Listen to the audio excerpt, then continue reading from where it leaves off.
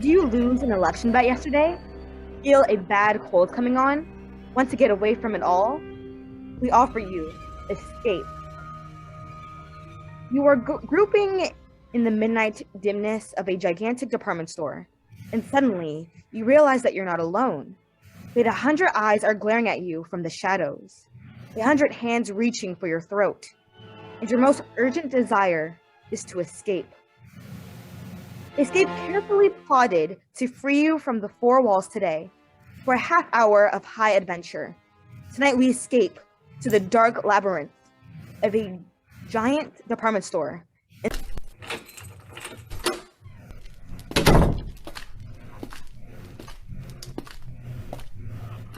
Yay! Sadie!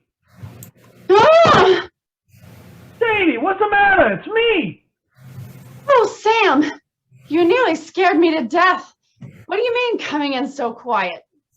Oh, I didn't mean to scare you. I thought you'd be asleep. I didn't want to wake you.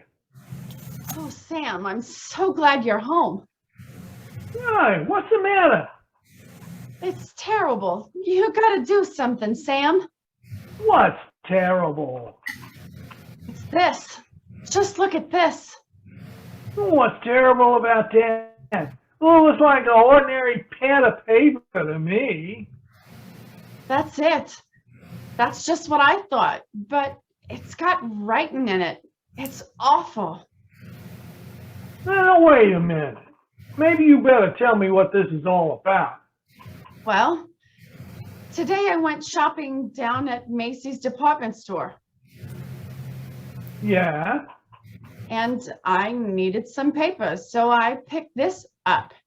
It was on the top of the pile, and I bought it and brought it home. But tonight, when I open it, it's got some writing in it. Well, that's not so terrible. You just take it back tomorrow. Make them give you a new one. Oh no, you don't understand. It's what's written in it that's so terrible. What do you mean, what's written in it? Here, you gotta read it. Oh, Sadie. No, right now, read it. Look, Sadie, I'm tired. I've been bowling all evening. Please, I Sam. just want to get some Please, rest. just read it. All right. But for Pete's sake, October 13th, today I made my decision. I decided to say goodbye to the world, to get out, leave, break away, and I have done it. Sadie, this is a lot of crazy stuff. Go on, read it. And now I am free, really free. Yes, I am free at last. Free, really free. Yes, I am free at last. The world is an intolerable place for a poet. I was broke, starving, at my wit's end. Then I had a brilliant idea. I would escape to a place where I had no need to earn a living, where I could write to my heart's content in peace and security. Where is this place? Right under your nose. So close you'd never think of it. I am now living in Macy's department store. I have everything within arm's reach that anyone would need or desire. And it's all free, absolutely free. I arrived this afternoon. I had spent 3 days looking over all the department stores in town. I decided on Macy's because of the completeness of their food department. Therefore, this afternoon, I entered the store and went immediately to the 4th floor, to the rug department, and hid myself in this dusty, out-of-the-way corner behind a pile of carpets. Once I'm settled, I'll furnish it with some of the best of modern pieces from the furniture department. Oh, it's small, but I'll be cozy enough and safe.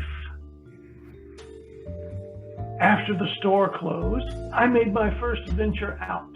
I tiptoed as far as the stationery counter and got this paper. The writer's primary need. Now, after making my initial entry, I'll go out and get food, wine, the pillows for my bed, perhaps a fancy dressing gown. This is perfect. I'll be able to write here.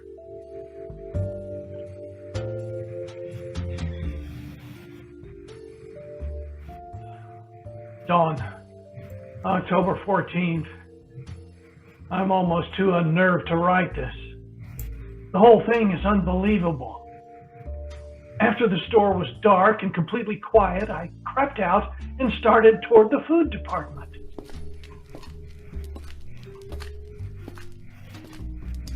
Yeah.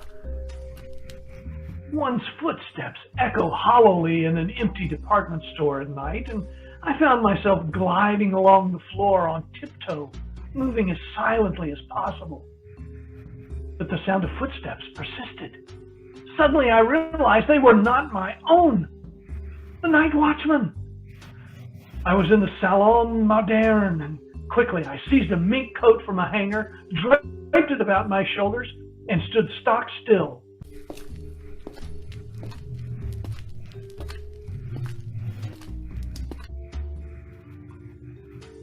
I could have reached out and touched him, but he passed by without so much as a glance. I started to smile, but the smile froze on my lips.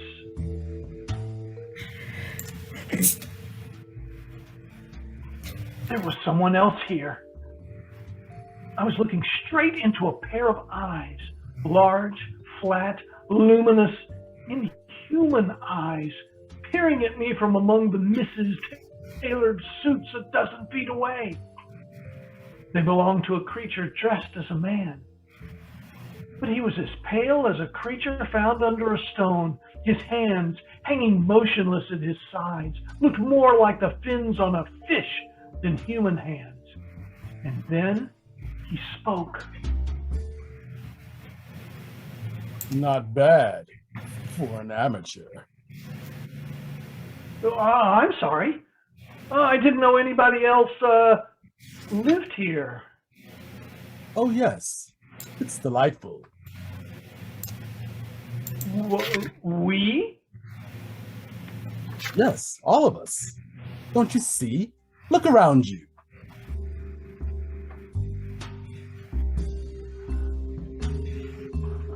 I looked around and I saw nothing. I looked again. I saw an old man come clambering out from behind a clock. There were three elderly ingenues, incredibly emaciated, pale as lace, almost transparent, simpering before the perfume counter. The chintzy ladies swam out from behind the curtains and drapes. They came swarming thick around me, pale, thin, wispy, moving silently, fluttering like gauze in the wind, whispering. How raw he looks. Who is he?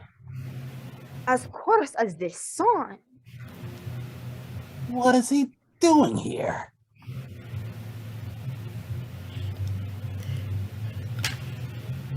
A detective, I suppose. Send for the men. Yes, send for the men. The men.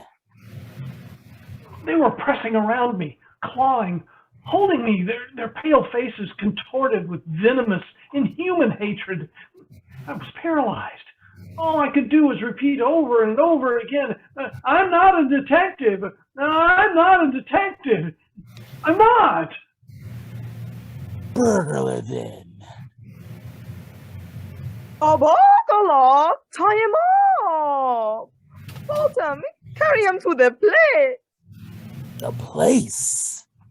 I'm not a detective or a burglar. I'm a poet. Then what are you doing here? I've renounced the world. I came here to live where I could be alone, away from the world. Why then? He's come over to us. He's just like us. He's come over to us. A poet. You must meet Mrs. Vanderpant. Yes, Mrs. Vanderpant. She's coming now. She's coming. I followed their eyes to the balcony. There, coming down the wall like an ancient spider, clambered an old lady, wrinkled and cracked and emaciated. She must have been at least 80, a shadowy matriarch, and the things beside me bowed and scraped as she reached the floor and floated towards us.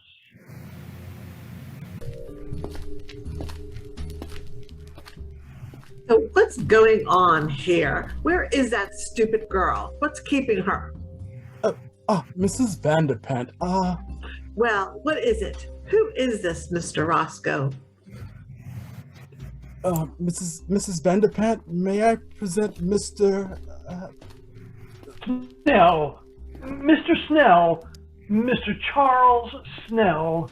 Yes, of course. Mr. Charles Snell. Mr. Snell, he is a poet and he's come here to live. Oh, he has he? That's what he says, and I believe him. Well, He avoided the night watchman quite neatly for a beginner. Thank you. Very well. We shall see. A poet should find inspiration here. Mrs. Snell, Mrs. Vanderpant is our grand old lady. Oh? I'm quite the oldest inhabitant here, Mr. Snell. 3 mergers and a complete rebuilding, but they didn't get rid of me. Oh. Oh, really? Where is Ella? Where is my broth? She's bringing it, Mrs. Vanderpant. Terrible little creature. She is our fondling, Mr. Snell. She's not quite our sort. Oh, is that so? I've been here, Mr. Snell, ever since the terrible time of the 80s. I was a young girl then, a beauty, they say, and poor Papa lost his money. Macy's meant a lot to a young girl in those days. So when I wasn't able to have a charge account, I came here for good. Oh, that's better than a charge account. I was quite alarmed when others began to come after the crash of 1907. 1980s. Well, let's return to the flowing entities, real or unreal persons, and then there are the men. Let's listen to Mrs. Vanderplant introduces her collective of friends. Like I was saying, I was quite alarmed when others began to come after the crash of 1907, but it was the dear judge, Yes. the colonel,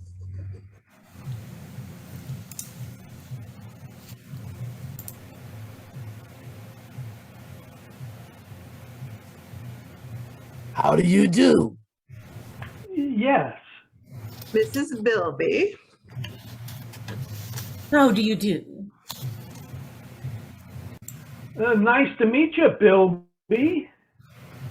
Mrs. Bilbee. Mrs. Bilbee writes plays. Oh? Quite interesting. That comes from an old Philadelphia family. Oh, you will find us quite nice here, Mr. Snell. I'm sure I will. And of course, all our dear young people came here in 1929. Their poor papas jumped from skyscrapers. They couldn't bear to be without charge accounts either. Do you mean all these people live here?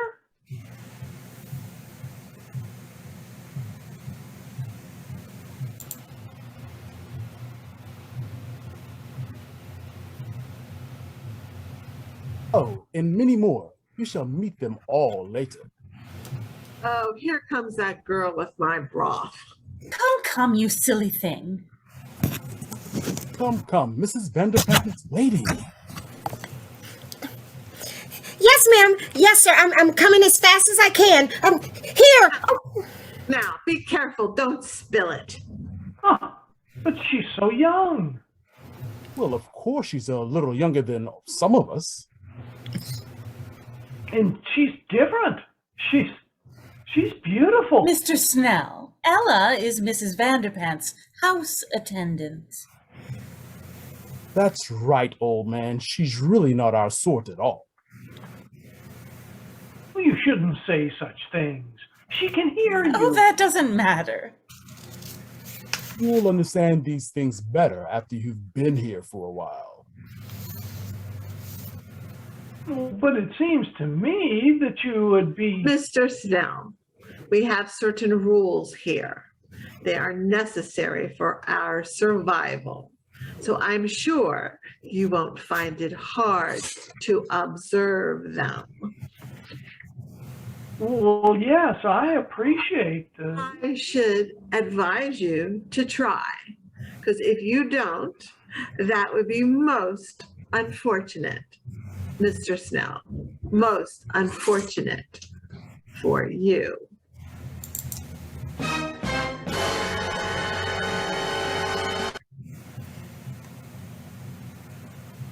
October 15th. You can imagine my feelings last night. My first thought was to escape as quickly as possible. In fact, I planned to wait till morning when the store opened, then quit my hiding place, mingle with the crowds, and leave Macy's forever. But just before dawn, Mr. Roscoe brought me a cup of coffee, which must have been drugged, for I fell asleep. And when I awoke, I found I had slept all day, and night was closing over the store once more.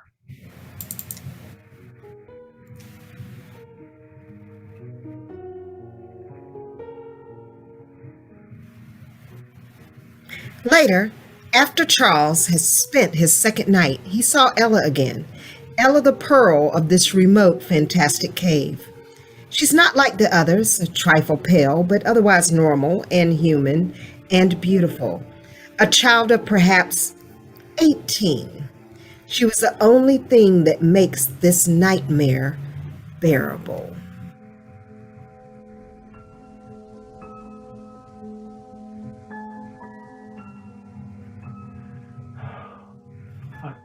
October 20th.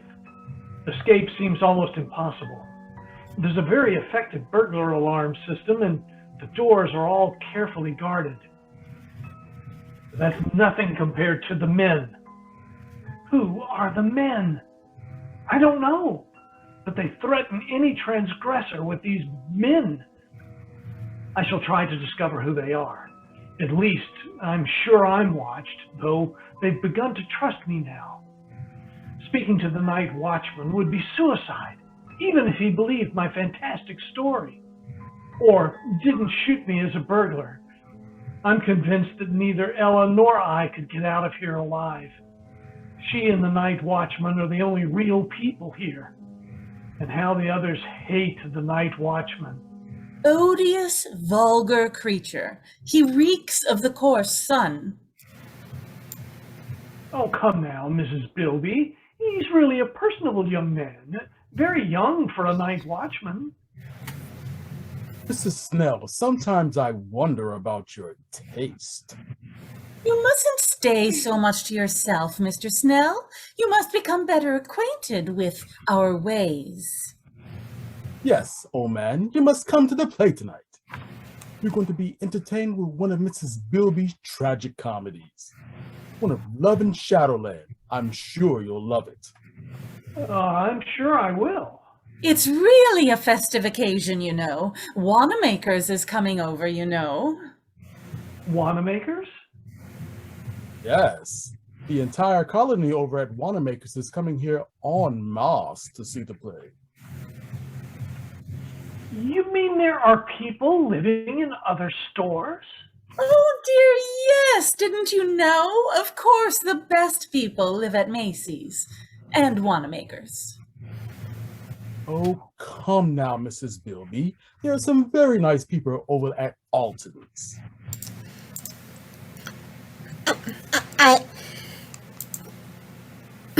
I beg your pardon, Mrs. Bilbee.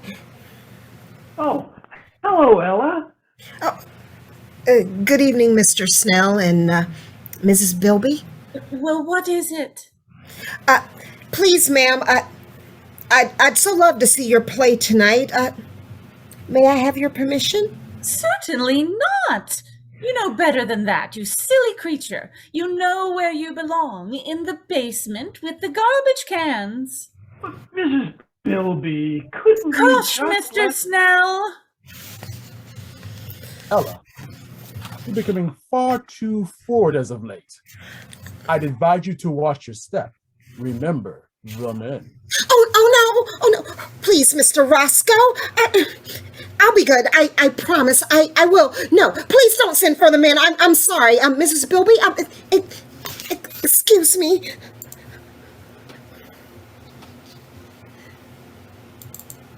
Ella, come back. Mr. Snell, you forget yourself. Let her go. But how can you treat her like that? Why do you always frighten her? And what is this all about this men? Well, the men... Oh, please, Mr. Roscoe, not now. You'll spoil our whole evening. And I do so want Mr. Snell to enjoy my play. Very well. Later, Mrs. Snell. But I want to know about the men you speak of. Later.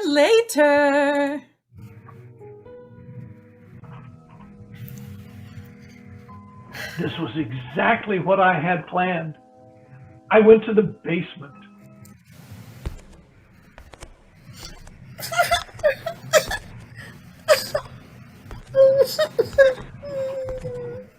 There in the darkness, among the garbage cans and the rats, I heard sobbing. Ella? Ella! Oh! Ella, is that you? Yes. Well, why are you crying? What is it, Ella? They wouldn't even let me see the play. Is that all? Oh, Mr. Snell, I am so unhappy. There. You mustn't cry. You're the only one who's been so kind. Ella, why are you here? Why do they treat you so differently? Because I'm not like them. I didn't choose to come here. You mean you're being held prisoner? Yes. You see, I was only 6. I came here on a shopping trip with my mother, and I got lost, and I fell asleep and behind a counter, and it was dark, and I awoke, and they found me. Some of them wanted to send for the men because they were afraid I would tell on them, but Mrs. Vanderpant said no. I could stay and be her maid, and I've been here ever since. Since you were 6? Haven't you ever tried to get away? Oh! No, I don't know anything about out there. I mean, I wouldn't know what to do. I mean, besides, I'm afraid if anyone tries to get out, they'd send for the men. Ella, who are the men? Don't you know? Oh, they're horrible. Tell me. You know how people live in all the stores at Gimbel's and Bloomingdale's and what's that? Yes, I know. Well, the men, they live at the Undertaker's. Good heavens! And whenever someone dies or breaks the rules, or when a burglar gets in and sees the people and might tell, they send for the men. How horrible! They put the body on the countertop, in the butcher shop. I mean, like in the food department, and then the men come. I saw it once. It was terrible. What do they do? Okay. They go in where the dead person is, and they have wax with them and all sorts of things, and then when they're gone, there's just a wax model left on the counter. Then our people put a frock on it, or a bathing suit, and they mix it up with the other wax models in the windows, and nobody knows. And if you displease these people, the same thing will happen to you.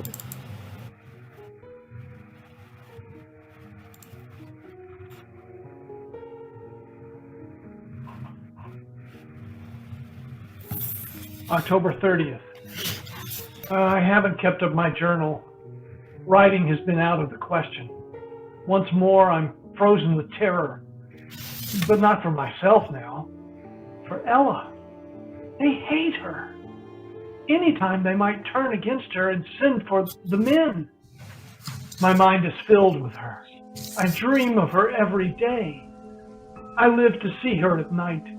We've managed it several times. They trust me now and let me roam about without interference. Finally, I met her again tonight and said it.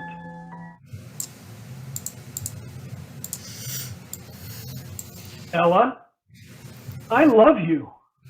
Oh, Charles. I love you, Ella. Let's get married, or whatever they do here. Then we can live together in my home in the carpet department. They wouldn't dare hurt you then.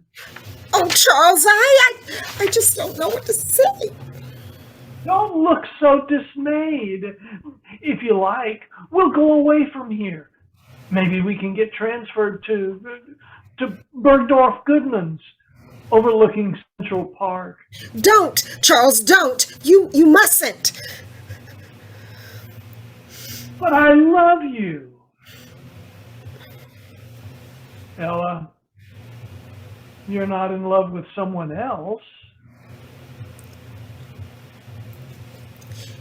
Yes, Charles, I am. But who? It must be Roscoe. He's the only one young enough.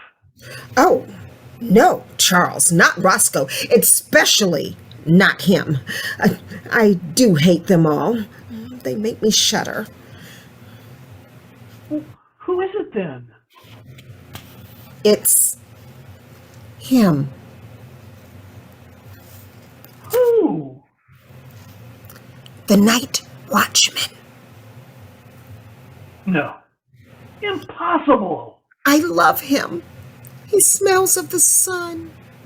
Ella. Oh, it was wonderful the way it happened. Don't tell on me, Charles, or they'll punish me. Oh, no. I was careless. And there he was, coming around the corner in the ladies' lingerie department, and I was caught. There was only some wax models in their underthings. There was nothing else to do. I slipped off my dress and I stood still.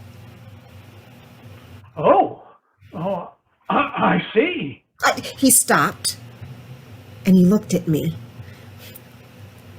And Charles, he spoke to me. And he said, "Say, honey, I wish they'd make them like you on 8th Avenue. Charles, wasn't that a lovely thing to say? Well, personally, I should have said Park Avenue. Oh, it doesn't matter what street. It was a lovely thing to say. But what can you do about him? Ella, he belongs to another world. Yes, to 8th Avenue. I want to go there. Charles, are you really my friend? Yes. Well, of course I am. Then I tell you, I'm going to stand there again in the lingerie department so he'll see me. And then? And perhaps he'll speak to me again. Ella, you're only torturing yourself. No, because this time I shall answer him. He'll take me away. Take you away? Oh no, Ella, I couldn't bear that. Ella, you don't love him. You only think you do because you think he'll take you out of here. But you don't know that he will. And I will, Ella. I've made up my mind. No, Charles, I couldn't let you do it. Even if I loved you, you couldn't do it, Charles. Why not? Because you really belong here. You've become one of them now. Ella, you mustn't say that. It's true. And Charles, I've got to go. There's someone watching us. I feel it.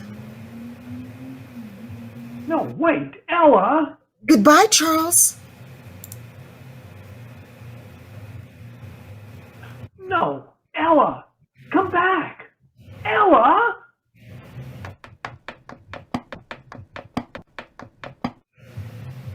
Please, oh man, you'll awake the night watchman. Roscoe! Yes, love can be quite upsetting, can't it? You heard?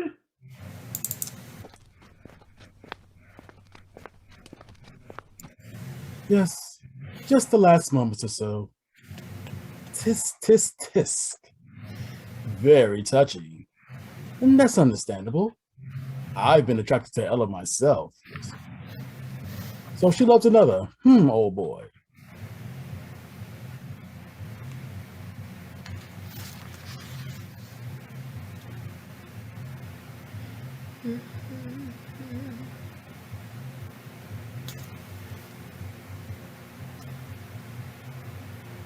I got it.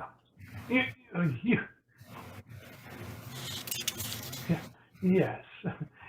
You think you're her heartbreak? No, you flatter yourself too much, Roscoe.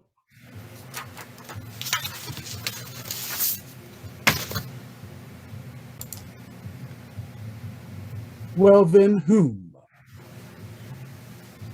The old judge? Oh, certainly not. The colonel? Hardly. None of those. Oh, not one of the customers. The staff? She loves the night watchman. Can you believe it? She loves the... Oh? Roscoe, I shouldn't have said that. It's not true. At least I don't think it's true. You wouldn't, Roscoe, you said you loved her too. You wouldn't do anything. You wouldn't tell anybody. This is a secret between us, between friends, isn't it? Of course, old man. As secret as the grave. She's young. Perhaps he'll leave and she'll forget him in time. Who knows? perhaps she'll learn to love you. Or me. Of course, in time. And we'll figure a way to keep her safe here. Absolutely safe. Now don't you worry about it. It's almost time. Good night, Mr. Snell.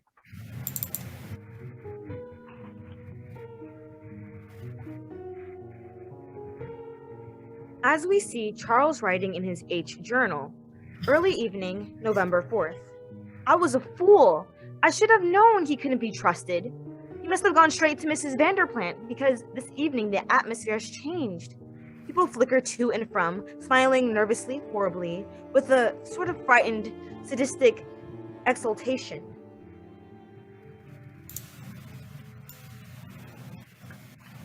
An informal dance in the record department has been called off. I can't find Ella. I'm going out again now to look for her.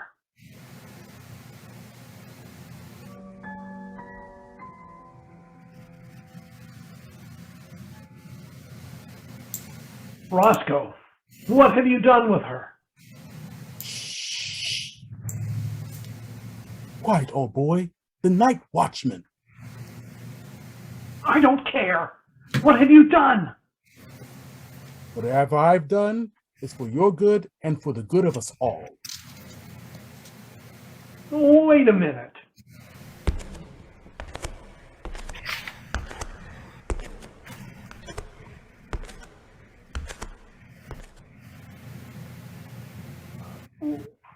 What is that? What are those people carrying? It's Ella! She's tied up! They're carrying Ella! Ella! Charles, help me! Save me, Charles! Charles, stop it. No! Let me go! No, Charles, stop it. You'll arouse the night watchman. No, they're taking her into the butcher shop. Yes. Roscoe? Those are the men. Good Lord!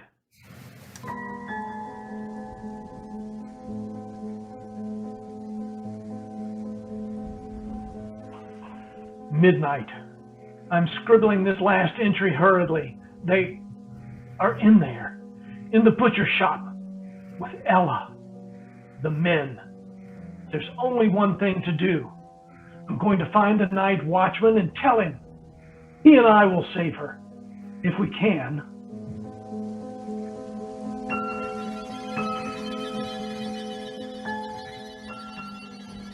And if we are overpowered, well, I will leave this pad on the stationery counter.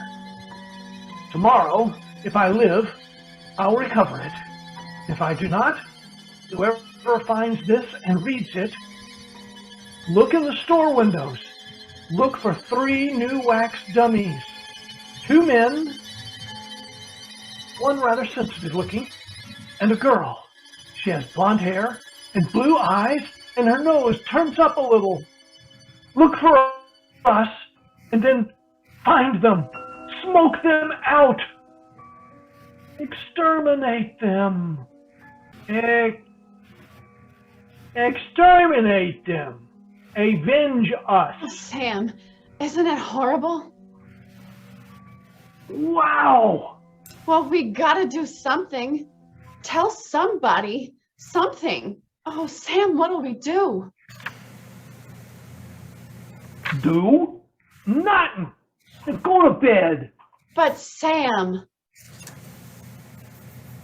Whoever wrote this has sure got a weird sense of humor. It's probably some clerk down at Macy's who ought to be fired. But you mean you don't believe this? You think it's just a story? Are you kidding? You don't believe this stuff, do you? Well, I don't know. Oh, forget it, baby. Snap out of it. I shouldn't leave you alone. You get too many ideas when I go out bowling at night. But don't you think maybe we ought to just take it back and show somebody? Ah, nuts. It's not worth the bother. They laugh at you, baby. They think you was crazy or something. Yeah, you're right. I guess I was silly. Forget it. Come on, let's go to bed, huh? I'm tired. Okay, Sam. Gee, for a while there, I sure was scared. Oh, I even forgot to tell you what I got at the department store today. It was a cute dress, only $19.95. Yeah, baby? Yeah, it was in the window at Macy's. It was on a beautiful little wax model with blonde hair, blue eyes, and a turned up nose. There were two men standing beside Sam.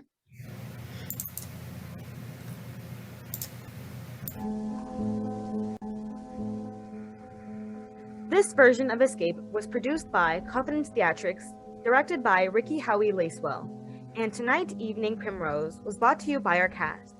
Sam, played by Paul Jordan, Sadie, played by Terri Broome, Charles, played by Paul Jordan, Roscoe, played by Maurice Crittendon, Crone, played by Felicity, Geezer, played by Maurice, Mrs. Vanderpant, played by Jean Fiumara, Mrs. Bilbee, played by Amy Conley, Ella, played by Erin Klarner, and I'm your Crone and announcer, Felicity isse-Ekwe.